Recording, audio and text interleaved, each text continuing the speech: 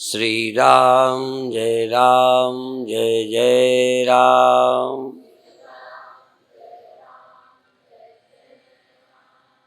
श्री राम जय जय राम।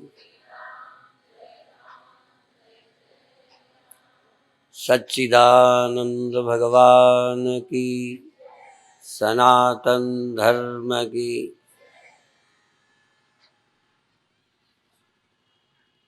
प्रसव पीड़ा के समय हर स्त्री आगे पुत्र पैदा न करने की इच्छा व्यक्त करती है, संकल्प लेती है, पर कुछ दिनों के बाद सब भूल जाता है।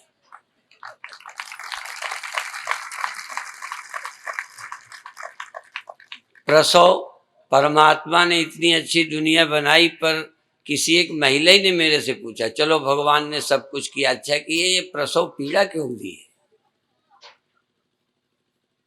और एक बात हमने सुनी है कि परमात्मा ने, ब्रह्मा ने तप किया, फिर तप से सृष्टि पैदा की। कोई भी काम बिना तप के नहीं होता, और सहने की ताकत परम तप है। और बहुत अच्छी बात एक कह रहे थे गोविंद भाई जी, जिसको हमने गहराई से सुना। कौन चीज किसको अच्छी लगती है, किसको बुरी लगती है, ये बड़ा विचित्र नपना है।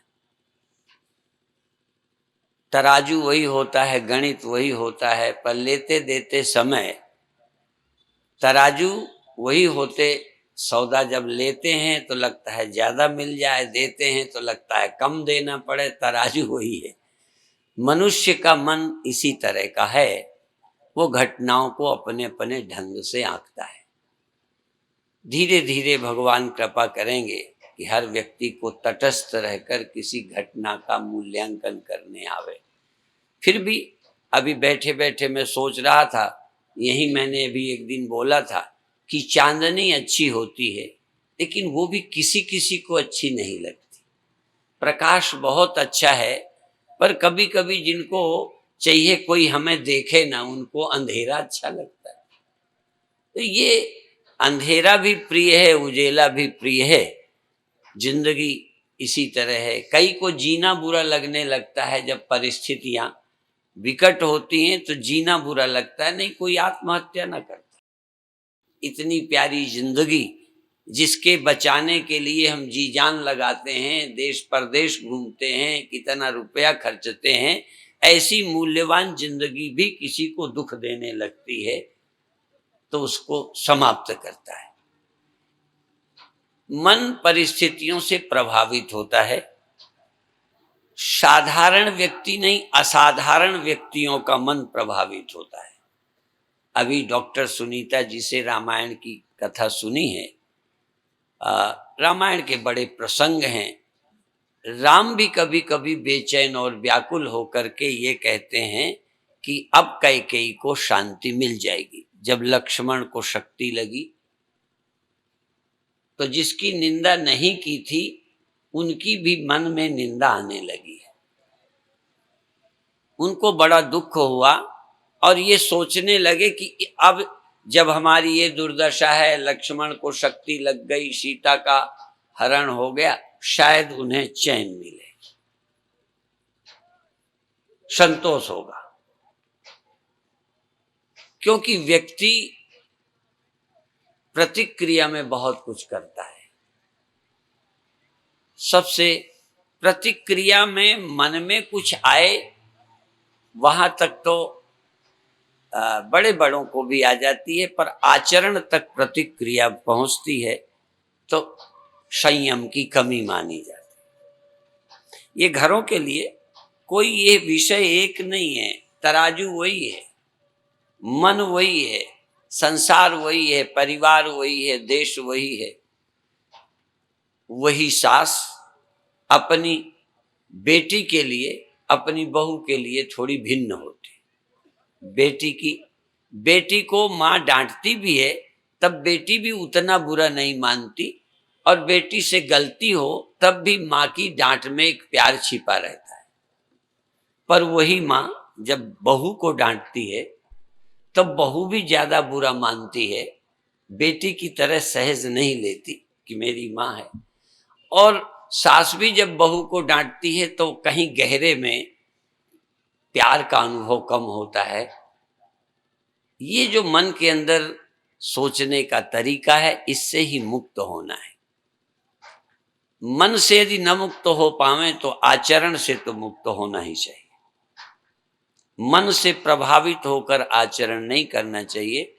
हम लोग सुनते कि क्रोध में पत्र नहीं लिखना चाहिए, एक रात बीत जाए तब पत्र लिखना चाहिए। बहुत बार हमने अपने मन को भी टटोला कि जब कोई मेरी को किसी की शिकायत बताए और उसी समय फोन में बोलूं तो कुछ और बोलूंगा, और 2-4 घंटे बाद फोन करूं तो और एक दिन बीत जाए तो फोन का सारा कुछ बदल जाता है। इसलिए मन में जब कोई उद्वेग हो, ऐसे में कोई आचरण नहीं करना चाहिए। कभी कभी माँ की डांट से बच्चे उद्विग्न हो जाते हैं और बुरा कदम उठा लेते हैं, भग जाते हैं, आत्महत्या कर लेते हैं, इस तरह की। तो मन का तो स्वभाव है परिस्थिति से प्रभावित होना, लेकिन बुद्धि का नियंत्रण होना, बुद्धि का संयम कि नहीं, अभी नहीं बोलना, अभी नहीं कहना। ऐसे में कम योग्य व्यक्ति भी पड़ोसी की अकल ज्यादा ठीक रहती है। जब माँ को क्रोध आता है, तब जब बच्चे को डांटती मारती है, तब पिता को अकल रहती है। जब पिता को क्रोध आता है तब माँ को अकल रहती है। ऐसा नहीं है कि बुद्धि केवल बाप के है माँ के नहीं, या माँ के है बाप के नहीं। जिसको क्रोध आता है उसकी बुद्धि ठीक नहीं रहती। जब माँ को क्रोध आता है तब बच्चे को पीटती है, डांटती है, तब पिता को बुरा लगता है। ये तो तुम्हारे घर में भी हुई होंगी घटनाएं, नहीं? हाँ हाँ, वो तो पता है। तो देखो, जब माँ को क्रोध आता है, माँ जब कड़ा व्यवहार करती है बच्चे के साथ, तब पिता को अच्छा नहीं लगता, क्योंकि पिता को क्रोध नहीं है, पिता पर बीती नहीं है, वो माँ को ही पता है। और जब पिता डांटता है तो माँ को बुरा लगता है। इतना है, क्यों मारते हो, बच्चा है। लेकिन वही बच्चा था जब तुझे क्रोध आया था। ये जो तराजू है, वही होते हुए पता नहीं तौलने का ढंग बदलता रहता है। इसलिए गीता का संदेश है, अपने समान आत्मोपमेन सर्वत्र, सदा अपने समान, जैसे मेरा क्रोध तैसे ही उनका। पर हमारा क्रोध शायद उतना बुरा नहीं होता। ये भगवान ने, पता नहीं प्रकृति ने क्या विशेषता दी है कि जिधर मैं होता हूं वही ठीक होता है। व्यवहारिक जीवन में भी देखेंगे ये मैं का, जिस पार्टी में मैं हूं, जिस परिवार में मैं हूं, जिस समाज में मैं हूं, वही धर्म अच्छा होता है, वही पार्टी अच्छी होती है। ये मनुष्य का स्वभाव है। इस स्वभाव को स्वभाव समझकर, या इस मन पर जगत का प्रभाव समझकर, मन पर जगत का प्रभाव पड़ता है, लगता ही ऐसा है। और कितने बार बोला कि ये दो मेरे हाथ हैं, यदि 3 बाल्टियों में पानी रख दिया जाए, एक में गर्म पानी, एक में ठंडा पानी, एक में ताजा पानी, ये हाथ में गर्म पानी में डाला, ये हाथ मैंने ठंडे पानी में, दोनों हाथ मेरे। पर जब इस हाथ को, गर्म पानी वाले हाथ को जब मैं ताजे पानी में डालता हूं, तो इस हाथ से मेरे मस्तिष्क का निर्णय होता है कि पानी, बोलो, ठंडा है, क्योंकि गर्म पानी से हाथ आया, इसको ठंडा लगता है, हाथ मेरा। मेरा ही हाथ ये है, जब ठंडे पानी से लाके ताजे में डालता हूं तो कोसा कोसा लगता है, ताजा पानी गर्म लगता है बर्फ वाले पानी से। मेरे हाथ को एक ही पानी, दोनों मेरे हाथ, पर दोनों को भिन्न मालूम पड़ता है। तो एक ही चैतन्य जिसका सब कुछ है, वही जब इंडिविजुअल मन के अंदर आ जाता है, शरीर के अंदर आता है, तो उसके सोचने की, अनुभूतियों की स्थिति बदल जाती है। इसी से मुक्त होने का नाम अध्यात्म है। अध्यात्म जो है एक साधना है, वह साधना के द्वारा भी होता है, और वेदांत भी एक बहुत ऊंची साधना है। जैसा हम पढ़ते हैं वैसा हम सोचने में सक्षम हो जाते हैं। इसलिए एक अंतिम बात आज बताना चाहता हूं, है तो थोड़ी कठिन, पर सरल करने की पूरी कोशिश करूंगा। आपने संपूर्ण जगत को दो भागों में बांटा है, यूं तो तीन में बांट सकते हो। एक ये जो तुमसे साफ अलग नजर आता है, हर व्यक्ति को कुछ जगत अपने से अलग लगता है। ऐसा कोई आदमी नहीं मिलेगा जिसको ये ना होता हो, पहली बात। दूसरी बात, एक देह है, ये जो अलग भी है और मैं से मिला भी है, वो है देह। देह से हम अलग भी हो जाते हैं, देह से हम मिल भी जाते हैं। तीसरा है हमारा मन, बुद्धि, चित्त, अहंकार। इससे हम मिले रहते हैं, इससे मुक्त तो होते हैं, पर इसको हम अलग नहीं कर सकते। इसी को समझाने के लिए मैं थोड़ी कोशिश करूंगा। इसको आप एक व्यक्ति मान लीजिए या एक अस्तित्व मान लीजिए, ये है ये, और एक अस्तित्व ये है। अब इसको गहराई से सोचना, इससे पूछो तो ये दूसरी जो है इससे अलग है। चाहे ये शत्रु है तो, मित्र है तो, भाई है तो, पत्नी है तो, बहन है तो, बेटी है तो, इससे ये अलग है। इसका होना इसके होने से बिल्कुल अलग है। इसके न होने का इसको अच्छा बुरा लग सकता है, पर इसके न होने से ये मरेगी नहीं। इसका अपना स्वतंत्र अस्तित्व है। जैसे पति कभी ना रहे तो पत्नी रहती है, दुखी तो रहती है, लेकिन पति का अस्तित्व अलग है, पत्नी का अलग है। भाई का अलग है, भाई का अलग है। यदि कोई भाई न रहे तो दुख होगा, हो सकता है लड़ाई हो, दुश्मनी हो, तो उसके न रहने से खुशी हो, ये बिल्कुल अलग है। लेकिन फिर भी एक भाई का दूसरे भाई से अस्तित्व अलग है। पिता पुत्र का भी अस्तित्व अलग है। वहां एक दूसरे के दुख सुख से प्रभावित होते हैं, पर दोनों एक नहीं है, ये ध्यान रहे। और दूसरा, यह इससे भी मुक्त हो। अब इसको इससे नहीं, इससे तो अलग है ही। ये रहे या ये रहे, इन दोनों में सुख दुख होंगे, पर उनका न रहना उनका न रहना है, इनका न रहना इनका न रहना, वो एक नहीं है। अब इसी को देखते हैं। मान लो ये आपकी एक अवस्था है, आप हैं ये। अब आप ही बदल जाएंगे और आप ही रह जाएंगे।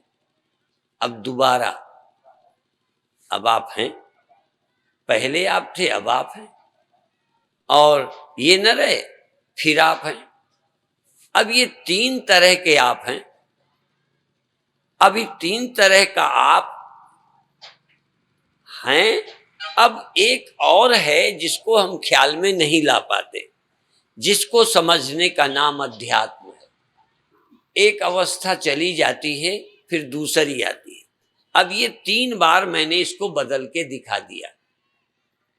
अब ये जो पहले थी नहीं रही, दूसरी आई, तीसरी आई, फिर वही रिपीट, वही पुनरावृत्ति हो सकती है, हो जाएगी। पर ये बताइए, यदि यह गांठ, ध्यान रखो, यदि यह गांठ पूर्ण स्वतंत्र है, आश्रय के बिना रह सकती है, तो दूसरी गांठ के लिए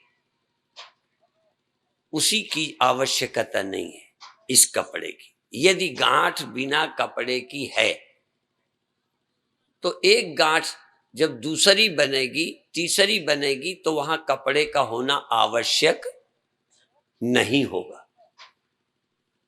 पर प्रश्न उठेगा, पहली गांठ, दूसरी गांठ, तीसरी गांठ को का संबंध कैसे जुड़ेगा? कौन देखेगा पहली थी, फिर दूसरी, फिर तीसरी? तो हम ये मानते हैं इस गांठ का आश्रय पहली का भी वही था, दूसरी का भी वही था, तीसरी का। कब कब वही मानेंगे?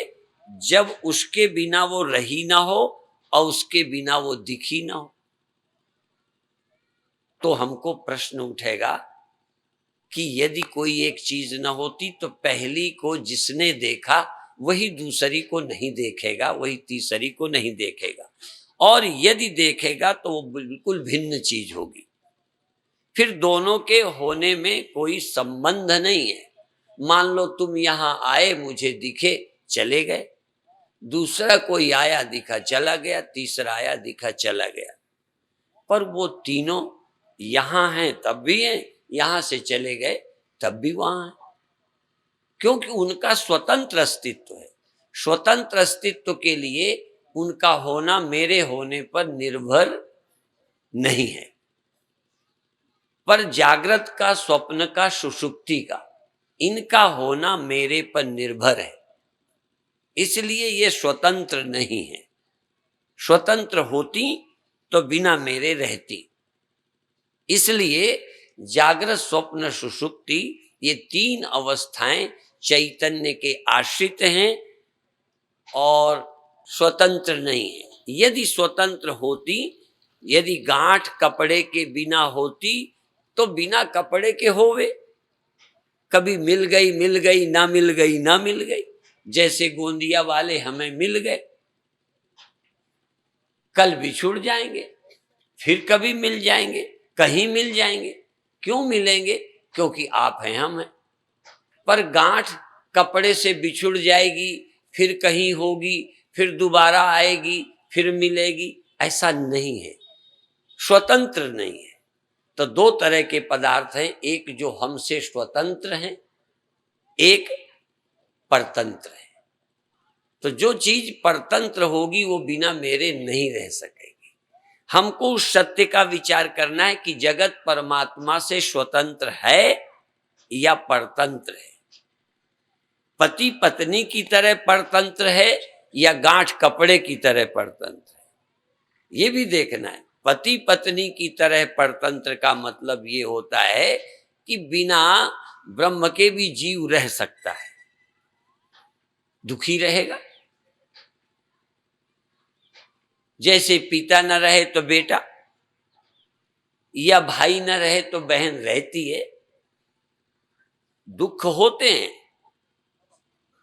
दुख होना अलग बात है। तो हम केवल सुख के लिए पराधीन हैं परमात्मा के, या होने के लिए भी पराधीन है।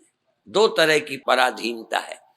तो घड़ा मिट्टी के बिना दुखी रहे, यह एक तरह की पराधीनता है, और दूसरे की मिट्टी के बिना रहे ही नहीं, हो ही नहीं। तो प्रभा जाए कहां भानु बिहाई, कहां चंद्रिका चंद्र तज जाई। क्या चांदनी चंद्रमा को छोड़कर दुखी रहेगी? छोड़ पाएगी? छोड़ देना, दुखी होना अलग है। जीव परमात्मा को छोड़कर रह भी सकता है क्या? यदि रह सकता है तो जीव चाहे रद्दी हो, कैसा भी हो, अस्तित्व दो हो गए। जैसे गरीब आदमी बिना अमीर के भी, नौकरी के भी दुखी रहता है, पर रहता तो है। पति के न होने पर पत्नी रहती तो है, दुखी रहती है, असहाय अनाथ हो जाती है कई। लेकिन ऐसा नहीं है कि पति न रहा तो पत्नी रहती ही नहीं, या पत्नी न रहे तो पति। पति भी कोई सुखी थोड़ा होता है। पत्नी के न रहने पर पति भी दुखी होता है, अभाव पीड़ित होता है। कुछ मामलों में स्वतंत्र है। सुख के मामले में पति पत्नी दोनों एक दूसरे के आश्रित हैं, पर धन के मामले में पहले के पति स्वतंत्र थे, स्त्रियां परतंत्र थी, क्योंकि कमाई सब पुरुषों के हाथ थी। आज स्त्रियां भी कमाती हैं। मैंने तो देखा कई स्त्रियां पतियों को भी पाल लेती हैं। अच्छी नौकरी लग जाए तो पत्नियां पति को पालती हैं। तो परमात्मा हमारा पालक ऐसा है कि हम में ये गुण कम है तो परमात्मा हमारी मदद करता है। इसी तरह से सुरक्षा के मामले में भी पति ज्यादा सक्षम माना जाता था, इसीलिए पत्नियों को, स्त्रियों को अबला बोलते थे। कोई गुंडा है, बदमाश है, तो पति रक्षा करता था। ये मानकर चलते हैं कि बल में स्त्री कम होती है। वैसे भी अभी सरकारी, हम लोग कहें तो कई राजनैतिक नेता हमसे चिढ़ेंगे, स्त्रियां भी चिढ़ेंगी, पर आज भी अभी भी नौकरी में, ये लेबर के काम में पुरुष को यदि 70 रुपया मिलता है तो स्त्रियों को 60 रुपया मिलता है। इसका मतलब है कि ये सारा संसार मान रहा है कि स्त्रियों में शक्ति पुरुष की तुलना में कम है।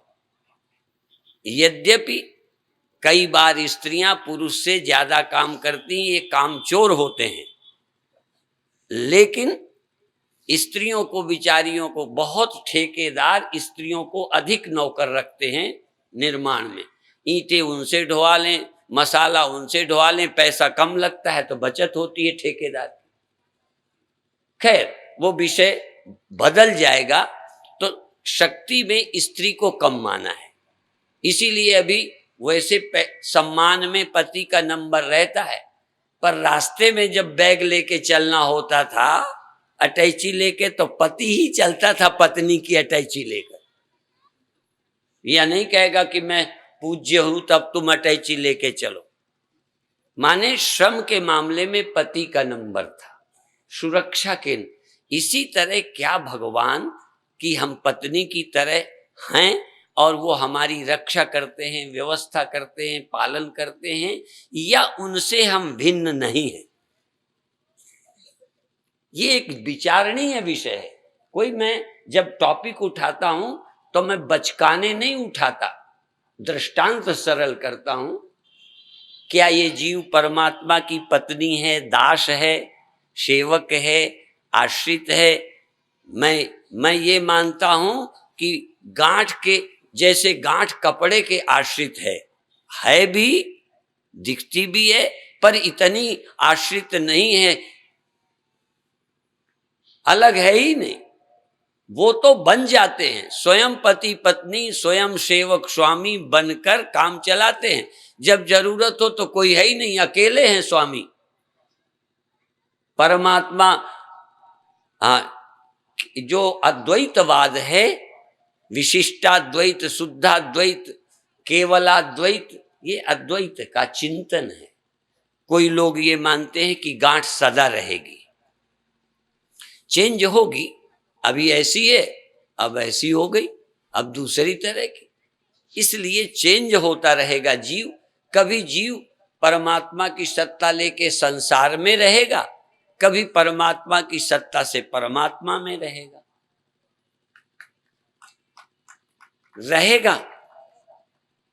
अब ये भी सोचने का ढंग है। अभी ये गांठ थी, अब देखना, ये जो गांठ का एरिया है, ये गांठ का एरिया खत्म हुआ या नहीं हुआ? कुछ भी खत्म नहीं। जो गांठ एक जगह लगती थी वो पूरे कपड़े में, एक लहर को खो जाने दीजिए, तो जो एक जगह लगती थी वो सारे पानी में ही है, वो कोई अलग चली गई नहीं, मिट गई नहीं। यदि मानोगे भी तो जो भिन्न सा लगता था वो अभिन्न सा लगने लगा। बस स्वकाले सत्यवत भाति प्रबोधे असतवत भवेत। जब आप ज्ञान को उपलब्ध होते हैं, अभी भी जो लोग थोड़े ध्यान के चिंतन के साधक हैं वो देखेंगे, अभी लगता है जैसे मैं हूं। सबको लगता है मैं हूं, मेरा दुख अपना, मेरा सुख अपना, मेरा जगना अपना, मेरा सोना अपना, यहां तक समाधि भी मेरी अपनी। पर मेरी समाधि, मेरा जगना किसके आश्रित है? क्या मैं परमात्मा से अलग एक सेकंड रह सकता हूं? यही गंभीर विचार है। क्या मैं अलग हूं? नहीं तो किसी चीज से पूछो। जितने उदाहरण वेदांती बताते हैं उनमें से कोई उदाहरण देकर, चाहे लहर से पूछो कि तुम जल से अलग कितने मिनट रह सकती हो, गहनों से पूछो कि सोने से अलग तुम कितनी देर रह सकते हो, बर्तनों से पूछो मिट्टी से अलग, औजारों से पूछो लोहे से अलग, रह सकते हो क्या? तो जीव से पूछो कि तुम ब्रह्म के बिना कितने सेकंड रह के दिखा सकते हो। यदि ये अलग रह नहीं सकता तो अलग अपना अस्तित्व मानकर अपना जन्म, अपना मरण, अपना होना, उससे अतिरिक्त कहाँ है? कबीर साहब ने कहा राम मरे तो हमहू मरिए। राम मरेंगे तो मैं मरूंगा, राम नहीं हम काहे को मरिए? हम अलग होते, राम और हम दो होते तो हो सकता है राम रहते हम मर जाते। हमारा अस्तित्व ही नहीं है, लेकिन लगता है। क्यों लगता है? यही माया है। गोस्वामी जी ने इसी सत्य को स्पष्ट करने के लिए कहा है, को कहा सत्य। देखो ये गांठ को कहा है सत्य, कोई कहेगा सत्य है। झूठ कहा है कोई, कोई कहेगा झूठ है। युगल प्रबल करी माने, कोई दोनों मानते हैं, सत्य भी है झूठ भी है।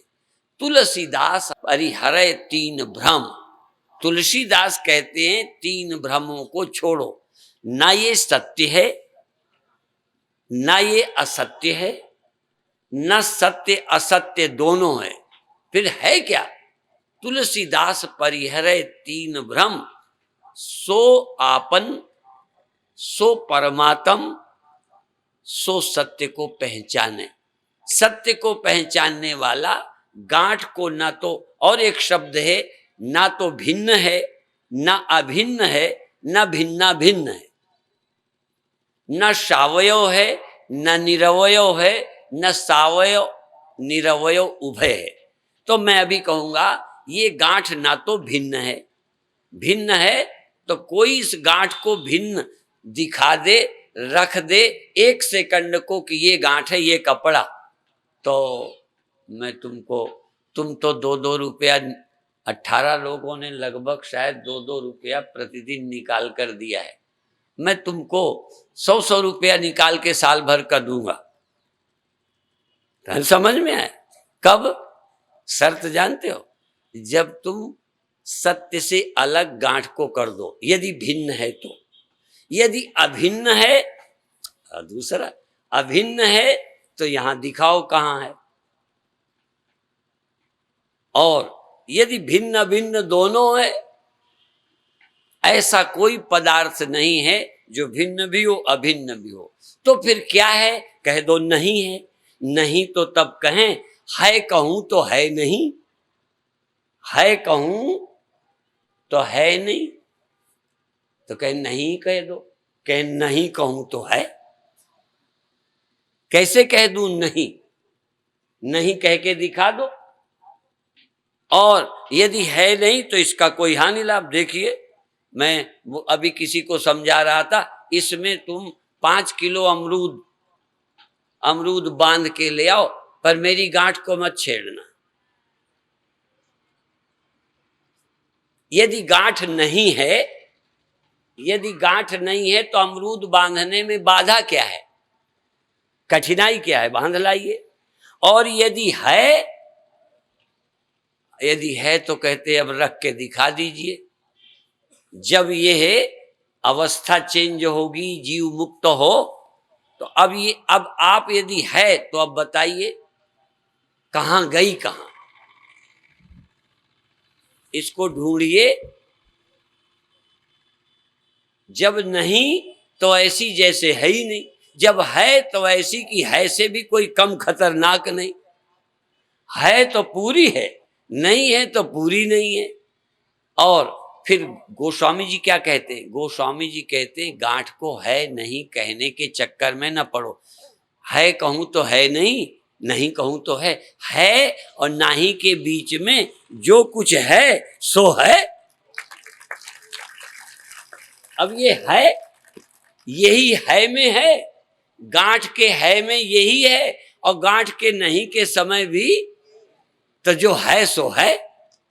अब वो है को तुम जानते नहीं, जो है, जो जिसको तुम कहे है है है, इसको है कह रहे हो। वो कहते हैं हम इसको है नहीं कह सकते। गोस्वामी जी कहते हैं है कहूं तो है नहीं, मैं इसको है नहीं कह सकता। कह नहीं कह दो, कह नहीं भी नहीं कह सकता, क्योंकि बार बार है। तुम स्वप्नों को फिर जागृत को फिर यदि नहीं है तो बार बार क्यों आता रहता है? आपका जगना कोई साधु बताए कि नहीं आता? गांठ की तरह गायब भी हो जाता है और गांठ की तरह रोज जगना आ जाता है। कम से कम अभी हम इतने ज्ञान को उपलब्ध हुए हैं, तुम तो चलो अपने को अज्ञानी कहते हो ना, हम तो ज्ञानी का सर्टिफिकेट लेके चले हैं, बोलते हैं, पर जगना वैसे ही आ जाता है। बिल्कुल नहीं, नींद में बिल्कुल नहीं था, सवेरे फिर आ गया। अभी आज रात को जाएगा, सुबह फिर आएगा, तभी तो जाएंगे भंडारा। है ये आ जाएगा। ये कैसे आ जाता है, कैसे चला जाता है, कहाँ जाता है, और स्वप्न कैसा था, कैसे गया? तो कहते है कहूं तो है ही नहीं, और नहीं कहूं तो आफत करे। आपकी तो नहीं करता ये। यदि नहीं होता तो फिर छुट्टी क्या? यदि नहीं होता तो समस्या क्या, परेशानी क्या? आपको यदि ये नहीं होता तो कुछ शिकायत लेके आते, जन्मना मरना सुख दुख जगना सोना मन बंधन चिंता। नहीं होती तो तुम यहां क्यों आते? और यदि होती तो किसी की खत्म क्यों होती?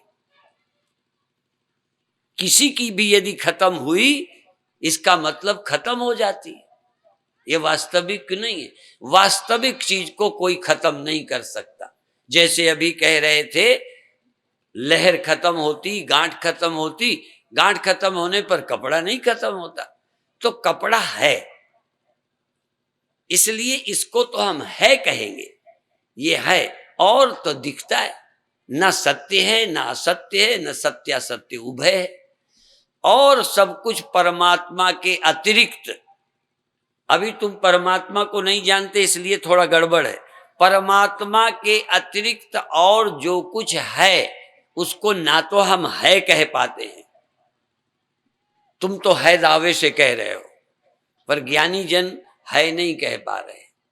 इसलिए तुलसीदास नहीं कहते, कहते कोई इसे सत्य कहता है, मैं सत्य नहीं कहता। मैं इसमें कोई है जिसको सत्य कहता हूं। तुम गांठ को सत्य कह चलते हो, गोस्वामी जी कहेंगे गांठ में मैं कपड़े को सत्य कहता हूं। सत्य तो कहता हूं, गांठ में सत्यता किसकी है? कपड़े की। कपड़े की सत्यता है, अर्थात जगत में सत्यता परमात्मा की है। जासु सत्यता ते जड़ माया भाष सत्यईव। जिसकी सत्यता है उसका सिर्फ तुम नाम जानते हो, अभी पहचानते नहीं हो। ये भी ध्यान दो। परमात्मा को यदि पहचानते तो देख लेते इसमें सत्यता किसकी है।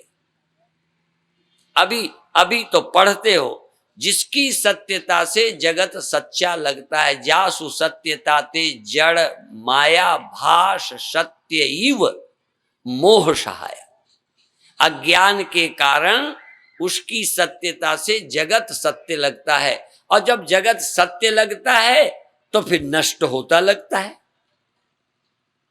स्वप्न में जब स्वप्न सत्य लगता है तो हानि लाभ लगता है। जग जाते हो तब सत्य भी नहीं लगता है, फिर हानि लाभ भी। ये जब तक हानि लाभ लगता है, इसका मतलब जगत आपको सत्य लगता है, ब्रह्म सत्य नहीं लगता। ब्रह्म सत्यम जगन मिथ्या जीवो ब्रह्मैव ना परा। सत्यता तो परमात्मा की ब्रह्म की है, पर लगता हमें जगत सत्य है। जगत है, नहीं रहता, मर जाता है। गांठ है, नहीं रहती, ठीक है ना, गांठ है नहीं रहती। पर विचारवान कहता है गांठ में है पना गांठ का है, इस समय भी, इस समय ये है पना, गांठ में है पना, गांठ का है या कपड़े का है? तो कपड़े का ही है पना है, गांठ का तो अब भी नहीं। तो जगत में और जीव में, जगत में और जीव में इस समय भी सत्यता परमात्मा की है, जीव की और जगत की नहीं है। यदि ये बात स्पष्ट हो जाए कि ब्रह्म की सत्यता है, तो ब्रह्म की सत्यता समाप्त होएगी। देखो, सत्यता गांठ की या कपड़े की, पहली बात बोल दो। अब नष्ट कौन होगा? तो जिसकी सत्यता है ही नहीं, सत्यता थी कपड़े की, और कपड़े की सत्यता खत्म हुई या नहीं? तो जिसकी सत्यता है वो खत्म नहीं होती, और जिसकी सत्यता ही नहीं है उसको खत्म क्या होना है? पर जब जिसकी सत्यता नहीं, उसकी सत्यता जो देखता है, इसका नाम स्वप्न है। लोग पूछते हैं जगत को स्वप्न क्यों कहते हो? इसलिए कहते हैं कि जिसकी सत्यता तुम्हें मालूम पड़ती है, तुम्हें गांठ की सत्यता लग रही है, इसलिए इसका न रहना तुमको मानना पड़ेगा कि अब नहीं रही। पर जिसको कपड़े की सत्यता ही दिख रही है गांठ में भी, ये नहीं कि गांठ नहीं दिखती, गांठ दिखती है, पर गांठ में सत्यता गांठ की नहीं कपड़े की दिखती है, इसलिए। और कपड़े की सत्यता का नाश, जो त्रिकाल एक रस रहाई, जो तीनों काल में एक रस रहता है, ये अनुभव कराने वाले गुरुओं की बड़ी कमी है। कथा करना आसान है, उसकी सत्यता के अतिरिक्त किसी की सत्यता नहीं है, और उसकी सत्यता को काल कभी खत्म नहीं करता। समय हमेशा जो सत्य लगता है उसको खत्म करता है, जो सत्य है उसको खत्म नहीं कर सकता, इसलिए उसको त्रिकाल अबाधित कालातीत बोलते हैं। सिख समाज में उसे बोले सो सत श्री अकाल। तुम्हारे यहां महाकालेश्वर, कालातीत, ज्योतिहुकाल एक रस रही, जिसका काल कुछ नहीं बिगाड़ता। कौन सा दिन होगा जब सांप्रदायिकता की अपनी मान्यता को रखते हुए हम सत्य को सुनने के लिए तैयार होंगे? देखो, बिटिया को कोसरा है बिटिया का बाप। अभिप्राय ये है कि कोई दूसरा भी हमें प्रेम करे तो हमें लगे कि कुछ थोड़ा ठीक ठाक है। अब हमारे घर वाले तो हमको आरती उतारेंगे ही, पैर छुएंगे ही, अब इनके लिए तो मैं जो हूं सो हूं। पर दूसरे, जब मुझे और लोग प्रेम करते हैं तो अच्छा लगता है, सब लोग सुने और औरों को हम भी प्यार करें। देखो, प्रेम बहुत ऊंची चीज है। प्रेम के बस में लोग कहते हैं परमात्मा हो जाते हैं। गोपियां बहुत ज्ञानी नहीं थी, प्रेम था उनके जीवन में। कृष्ण उनके छछिया भर छाछ पे नाच नचाती हैं, खिलाती हैं, खेलती हैं। प्रेम में यदि पवित्रता हो तो कहने क्या है। तो देखो, खैर विषय अभी ये था कि जो चीज दिखती है, अब दिखती को है मान लो तो न रहना मानोगे। दिखती है, पर कौन है जो दिखता है? जब हम घड़ा देखते हैं, हम भी देखते हैं, हमारी आंखों में भी घड़ा नाम है, घड़ा रूप है, लेकिन उसमें घड़े में हैपना किसका है? उसमें से कोई जगह में उसका हैपना ना हो तो घड़ा सिद्ध कर दो, हाथ लगा के दिखाओ इतना है घड़ा जो मिट्टी नहीं है। यदि हम एक एक जगह को छू के देखें ये क्या है, तो कहीं भी जगत नहीं मिलेगा, परमात्मा ही मिलेगा और कोई नहीं मिलेगा। ढूंढेंगे तो नहीं मिलेगा, लेकिन ऐसे सब कुछ है, ऐसे तो जगत ही जगत है, भगवान ही नहीं मिलेगा। देखो, सारी दुनिया वालों के लिए जगत ही जगत है, परमात्मा कहीं नजर नहीं आया। तो या तो जगत नजर आया तो परमात्मा नजर नहीं आया, और जब परमात्मा नजर आया तो फिर जगत नजर नहीं आया, एक ही नजर आएगा। या तो स्वप्न सत्य लगेगा, तब तक तुम सोए होगे, स्वप्न में होगे, जागोगे तो स्वप्न नजर नहीं आए। अभी भी जब विचार करके देखोगे, उपनिषद उठाओ, क्योंकि आप कहोगे आप अपने दिमाग से बोलते हो, दिमाग में लगाकर सिर्फ अपने ग्रंथों की सच्चाई व्यक्त करता हूं। मैं ना उपनिषद लिखने वाला हूं, ना वेद मेरे बनाए हैं। हाँ, मेरे वेद बनाए नहीं है, वेद पढ़े जरूर थोड़ा, वो भी ज्यादा नहीं पढ़ा, थोड़ा पढ़ा, पर जितना पढ़ा बहुत मजबूती के साथ पढ़ा, जो स्वप्न में भी मेरे दिमाग से नहीं निकलता। नहीं तो बुढ़ापे में सब भूल जाता है। मेरे गुरुदेव बोलते बोलते ऐसे बटन घुमाते रहते थे, देखो देखो, आंखें बंद किए बोलते रहते थे, कभी बटनें टूट जाती थी और कभी बोलते भूल जाते थे, कहते थे दिमाग फेल हो गया। और कभी कभी देखो, हम तो वक्ता है ना, वक्ता अलग होता है, संत अलग होता है। गुरुदेव संत थे, गुरुदेव संत थे, अवधूतानंद जी संत थे। हाँ, अब ये बोलते रहे ना, ऐसे बोलते रहे। अब जनता सुन रही कि नहीं सुन रही, जा रही, इनको अच्छा लगता कि नहीं, अपना उनको अच्छा लगता है बोल रहे हैं। जब आंख खोली तो देखो, अरे सारे ही चले गए। हाँ, हम तो देखते हैं एक दो उठने लगे तो हमारा प्रवचन गड़बड़ाने लगता है। हाँ, हमारा नाचना गाना खेलना कूदना बोलना तुम पर निर्भर है। और गुरुदेव जब बोलते थे, आंख बंद करके बोलते थे, तुम सुनते हो कि नहीं सुनते हो, वो बोल रहे हैं उस सत्य को, परमात्मा की चर्चा करके स्वयं आनंदित हो रहे हैं, तुम हो रहे हो नहीं हो रहे हो, क्या लेना देना। और कोई तय करके तो आते नहीं थे गुरुदेव। हाँ, इसीलिए कई वक्ता बड़े खिलाड़ी होते हैं, वो पहले इसलिए तय करते हैं, नहीं तो लोग कहते हैं हमने तो बुलाया था कि आपकी कथा बहुत लोग सुनेंगे, जमेगी, ये नौटंकी जमी नहीं, इसलिए इतने पैसे अब हम नहीं देंगे। हाँ, वो तो जमने के पैसे हैं, तुम्हारी जमी नहीं। तो कई लोग कहते हैं पहले ही ले लेते हैं कि जमे चाहे ना जमे, तुम बाद में बदल जाओगे, नचा के देखोगे ठीक नहीं नाच जमा तो आधे पैसे कर दोगे। तुम डार डार हम पात पात। हाँ, तो तुम समझते हो हम ही खिलाड़ी हैं, धंधे वाले वक्ता तुम्हारे बाप हैं। और तुम भी बड़े खिलाड़ी हो, लिफाफा पकड़ाया, पहले नहीं पकड़ाया कि बाथरूम में गिनने में, तुम ट्रेन में जब चढ़ा दिया तब पकड़ाया, गिनता रहना, देते रहना गाली, जो कुछ करना वहां करते रहना। हाँ, ये धंधे वाले और संत में बड़ा फर्क है। गुरुदेव संत थे, अवधूतानंद जी संत थे। ज्ञानी लोग ये कोई प्रोफेशनल लोग नहीं होते हैं, ये कोई नौटंकी नहीं है।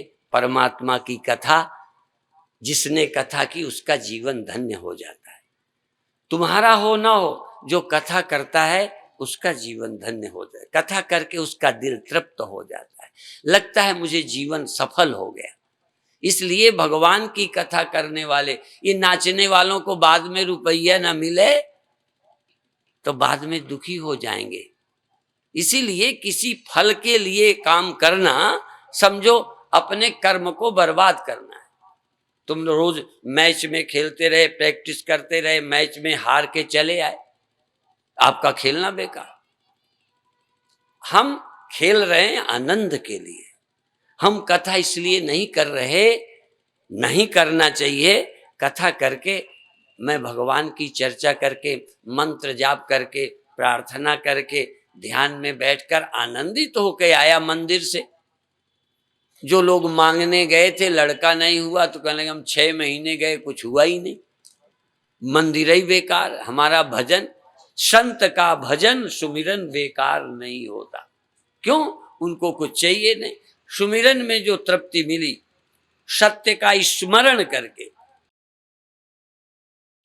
घड़ा उन बेवकूफों में नहीं है कि मैं मिट्टी का सुमिरन करूं और फिर फूटू नहीं, बल्कि जब उसने मिट्टी का स्मरण किया, घड़े ने पाया मैं अलग हूं ही नहीं, अब मरूंगा क्या।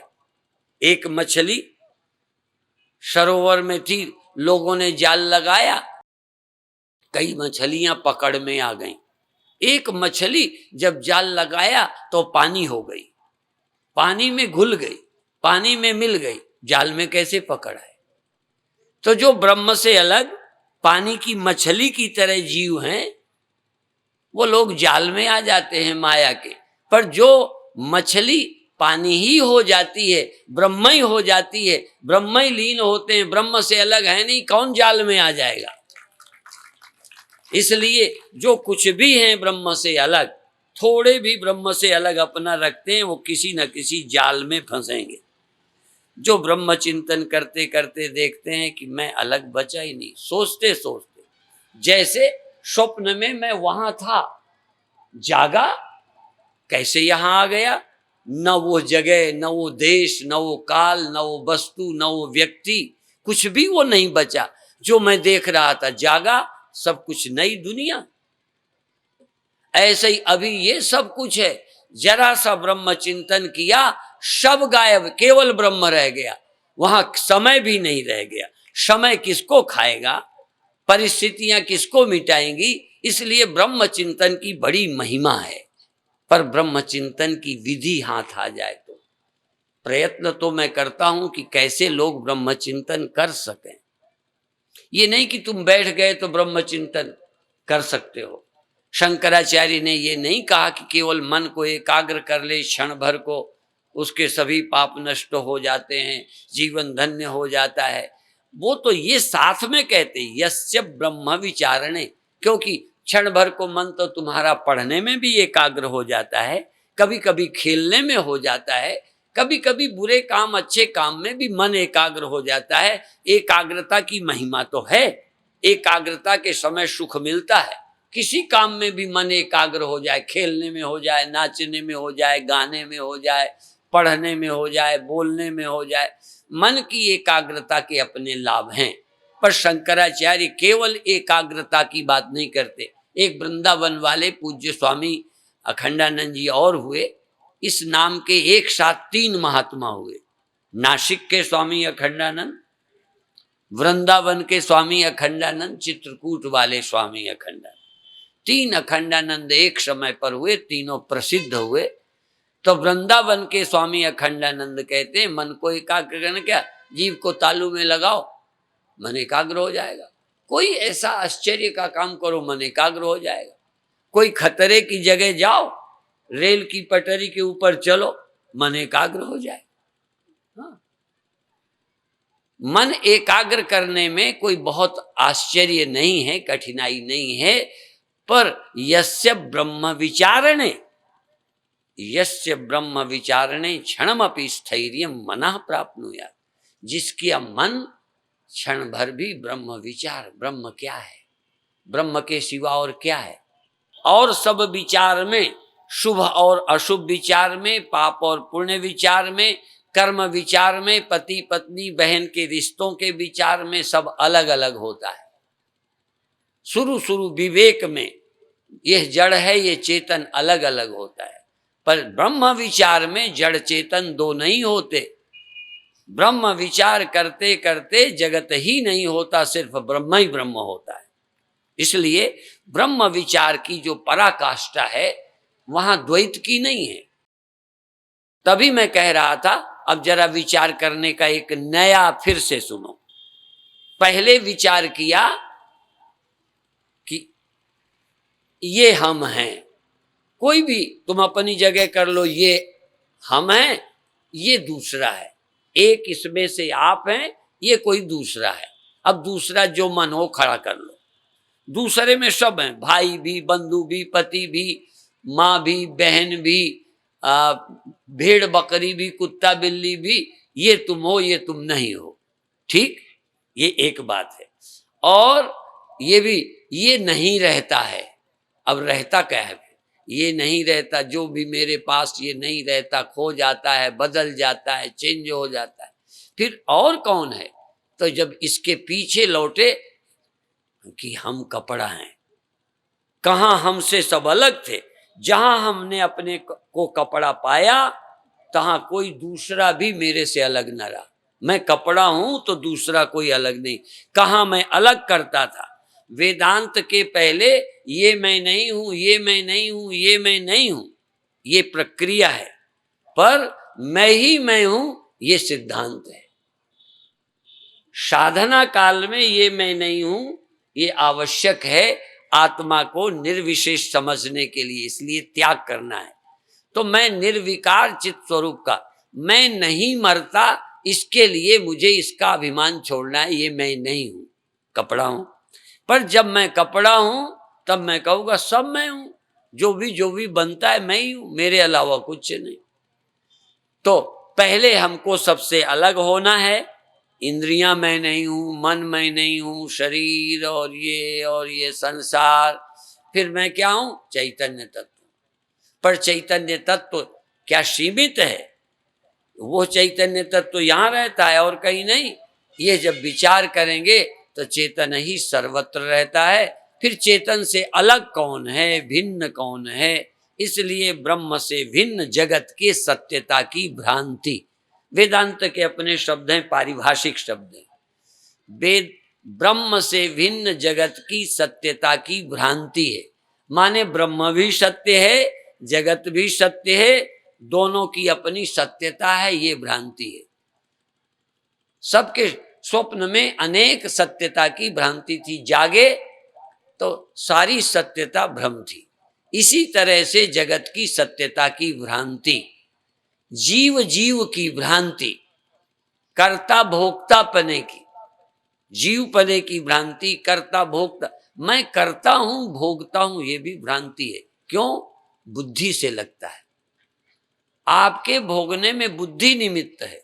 स्वप्न में भी दुख भोग लगे थे, तो जागने में क्या निकले? क्या था भोग? केवल बुद्धि थी, वहां कुछ नहीं।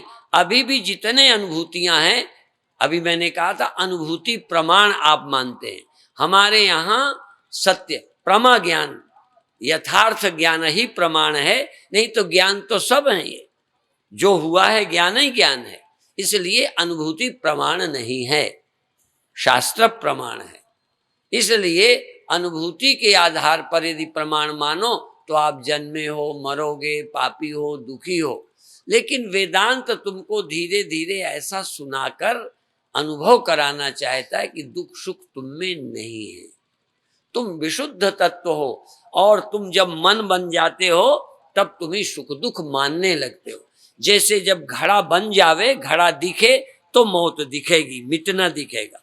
जब मिट्टी दिखेगी तब मिटना नहीं है, घट बुद्धि में ही मिटना है। इसी तरह जब औजार बन जाता है, गहना बन जाता है, तो नष्ट होने का ख्याल आता है। स्वर्ण में नष्ट होना नहीं है। इसी तरह से जब हम मन बन जाते हैं, इंद्रियां बन जाते हैं, तब इंद्रियों के 5 ज्ञान पैदा हो जाते हैं। ये हमारे यहाँ वेदांत में बहुत अच्छे अच्छे कीर्तन है। 5 इंद्रियां 5 विषय को 5 ज्ञान से जाने, एक ज्ञान ही निश्चल में सब तारों का तार हूं, जिसमें सब संसारा सोई में ब्रह्म अपार हूं। और भी एक गीत है बहुत अच्छा, कोई भाग्यशाली उनको पढ़े। वेद का सार, उपनिषदों का सार हमारे संतों ने कीर्तनों में लिख दिया है, कीर्तनों में। अब मैं नहीं कहता कि कितना उसका अनुभव किसे है, पर लिखा सब कुछ है। तो अस्ति भांति प्रिय पूर्ण ब्रह्म में नाम रूप संसारा है। और पहले अपनी अस्थि लेकर, पहले अपनी अस्थि लेकर पीछे से आरूप हुआ, इतना समझ जाओ तो वेदांत पूरा हो गया। पर इतना समझो, पहले अपनी अस्थि, जैसे मिट्टी की अस्थि लेके घड़ा सकोरा बना, उसको न लो, बना के दिखा दो। पानी का न लो, लहर दिखा दो। इसी तरह तुम न हो और कल्पना दिखा दो, तुम न हो मन बना दो, तुम न हो सपना खड़ा कर दो, दुख खड़ा कर दो। तुम कुछ भी जब निर्मित करोगे तो पहले तुम होगे अपने अस्तित्व में, पहले अपनी अस्थि, पहले अपनी अस्थि लेकर पीछे से आरोप हुआ। सब कुछ तुमने अपने में बनाया है। और तुम अपना होश संभालो, शरीर वाले तुम अपना होश संभालो, तो तुम्हारे सिवा कुछ सत्य नहीं है। केवल आत्मा वेदम सर्वम, ये उपनिषद वचन है। आत्मा वेदम सर्वम, ब्रह्म वेदम सर्वम। पर होता क्या है, हम लोग ये कहते हैं ना, जो जिस संप्रदाय का चेला बन जाता है मेरे गुरुदेव कहते थे कन फुक्का गुरु, कोई को याद हो, कन फुक्का गुरु, और साथ में कहते थे कन थुक्का गुरु, थुक्का थुक्का, ये कन थुक्का गुरु। तो कहते थे जो थोड़ा ठीक भी बुद्धि थी, जब से गुरु ने थूक दिया तो और दिमाग खराब हो गया। कन थुक्का गुरु जगत के, राम मिलावन, और ये कान फूक करके और चुपचाप, अब चुपचाप बता दिया तुम बन गए, वही मानते चले जाओगे, सुनना ही नहीं चाहते। ये हजारों ऐसे संप्रदाय हैं जिनके चेले दूसरी जगह जाते ही नहीं, क्योंकि उन्होंने मना कर रखा है। पहली शर्त यही कि और का सुनना ही नहीं, क्योंकि और का सुनेंगे तो तुम्हारा पोल पट्टी खुल जाएगी, इसलिए ना सुनेंगे ना, बस उसी में मस्त रहेंगे जो कुछ जानते हैं, और तक बस वही। इसलिए हमारे गुरुदेव कहते हैं सुनो, श्रोतव्यो मंतव्यो निधिध्यासितव्य, परमात्मा की कथा, उपनिषदों की कथा सुनना चाहिए। पहले भी मैंने बताया, भारत में सत्यनारायण की कथा प्रसिद्ध है। भारत में हमारे यूपी में भी पूर्णमासी को, अमावस्या को, कोई पर्व में कथा सुनते रहते हैं, सुनाते हैं। और कथा में जानते हो, लीलावती ने, कलावती ने सुनी, बीच में उठ गई, प्रसाद नहीं लिया, और वो झूठ बोल गए, वो कथा नहीं सुनी, वो बीच में प्रसाद नहीं लिया। तो ये सत्यनारायण की कथा जिन्होंने सुनने में गड़बड़ की, बीच में छोड़ी, कथा कौन सी सुन रही थी लीलावती? वो कहीं आपको मिला हो तो बताओ, मैं आपका चेला बनूं। लीलावती आखिर सुन क्या रही थी? कौन सी कथा थी जो वो सुनते में बीच में छोड़ी? कौन सी कथा सुनने का संकल्प किया था, नहीं सुना? ये बताओ, पता ही नहीं। और तुम सत्यनारायण महात्म्य, माने सत्यनारायण की कथा का महात्म्य सुनते हो, सत्यनारायण कथा तो सुनते ही नहीं हो। यही हालत है राम की, ब्रह्म की कथा। कहीं ब्रह्म का लेना देना है क्या आपका? कोई कथा नहीं ब्रह्म की। एक था राजा, एक थी रानी, दोनों मर गए, खत्म कहानी। जो जन्मता नहीं, मरता नहीं, आता नहीं, जाता नहीं, वह परमात्मा है, उसकी कथा। हाँ, वही कथा, वही राम बन के आया, वही कृष्ण बन के आया। भगवान कोई व्यक्ति नहीं। यदि मिट्टी किसी घड़े से बोल उठे, मिट्टी अपनी बात को, अपने आप को बताने के लिए घड़े के मुंह से बोले, तो घड़ा सब कुछ हो गया। हाँ, वो कहेगा मेरे में सब बर्तन है, मेरे में पेड़ पहाड़ है, मेरे में ये है, मेरे में सब मकान, बंबई कलकत्ता सब मेरे में बना है। अब बोल रहा है घड़ा, तो घड़ा बोल रहा है कि मिट्टी बोल रही?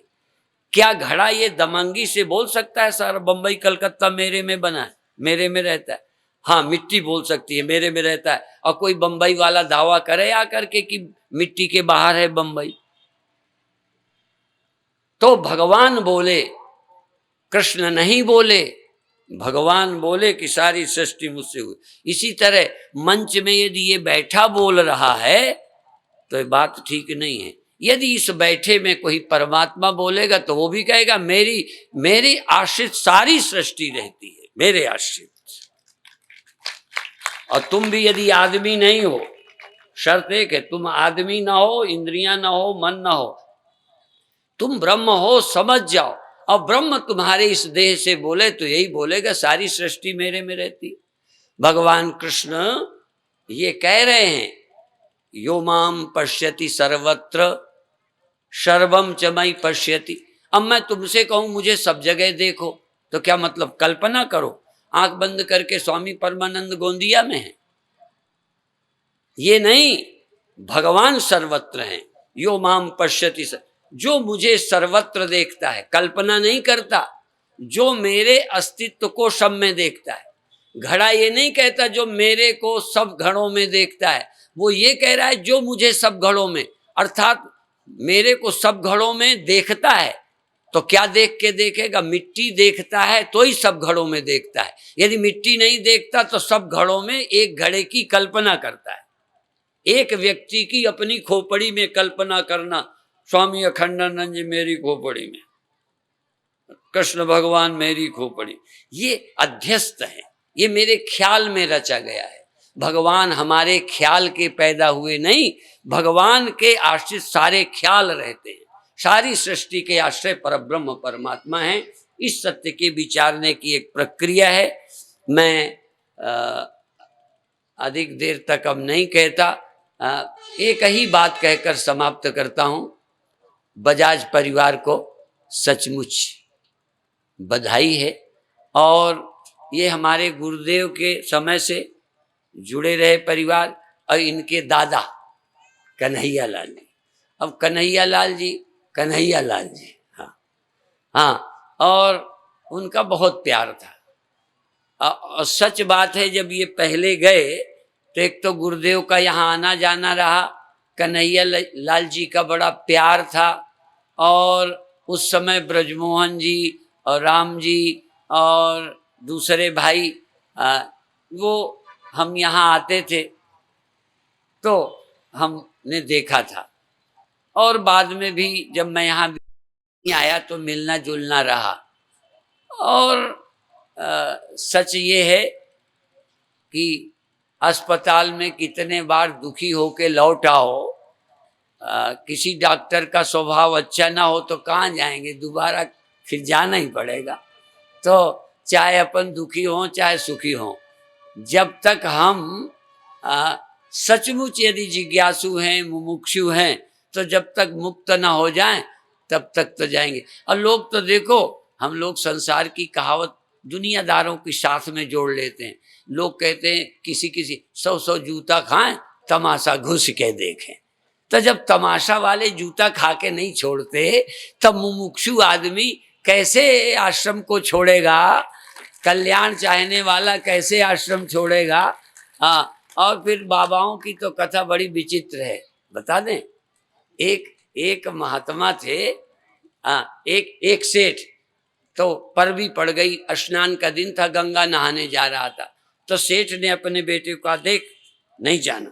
कहने लगे नहीं, सब लोग जा रहे हैं और बच्चे जा रहे हैं, मैं भी जाऊंगा। कहें जाना तो तुम गंगा नहाना, साधु को सीताराम मत कहना, बीच में शिवोहम सीताराम नहीं कहना। अब बच्चे ने कहा अच्छा नहीं कहूंगा, पर वो भूल गया, वहां सीताराम कह दी। सीताराम कहते ही बाबा ने समझा ये अच्छा है, भगत है। कहने लगे तेरे पिता का क्या नाम है? अब सब पता था, भी बता दिया। वो लड़का पहुंचा, थोड़ी देर में गुरुजी संत जी पीछे पीछे पहुंच गए। तो जब संत को देखा सेठ ने, कहने लगे सीताराम तो नहीं कहा था? कहना हाँ कह दिया था, गलती हो गई। तो अब तो दादाजी गलती कर गए हैं, तो अब तो अपन पीछा छोड़ने वाले नहीं हैं, ठीक है ना। यद्यपि ये बात हम लोग भी सुझाते तो हैं कि बीच बीच गैप देना चाहिए। और दूसरी बात ये कहते हैं, जैसा लोगों ने उत्साह व्यक्त किया है, किसी एक व्यक्ति पर देखो, भगवान की दया से कमी कोई नहीं है। हम लोग कहते कृष्ण भगवान पहाड़ नहीं उठा लेते क्या? भगवान कृष्ण पर्वत नहीं उठा लेते, लेकिन फिर भी डंडी लगवाई थी। इससे क्या होता है कि लोगों को लगता है हम भी लगे रहे। इसलिए यद्यपि ये सम्मेलन का पहाड़ अकेले बजाज परिवार उठा सकता है, इनकी ओर से कोई ये चर्चा नहीं है, पर हम लोग चाहते हैं सब लोग डंडी लगाएं, जिससे सम्मेलन ऐसे ऐसे आनंद से हो जाया करे। और तुम नहीं बुलाओगे ना तो हम तो जबरदस्ती आ जाएंगे, कोई बात नहीं, ठीक है। तो ये अब फिर अच्छा ये बताओ, पति पत्नी तुम लोग कभी लड़े हो कि नहीं? झूठ नहीं बोलना। कभी थोड़ी बहुत देर को गुस्सा रहे, कभी एक आध दिन नहीं बोले तो क्या हो गया, कोई तलाक कर दिया? तब फिर जब तुम लोग इतने समझदार हो तो हम इतने नासमझ थोड़ा हैं। इसलिए ये सम्मेलन बहुत अच्छा है, भाग्यशाली हो, धीरे धीरे समझ आएगा। अभी इतना ही कहकर समाप्त करते हैं।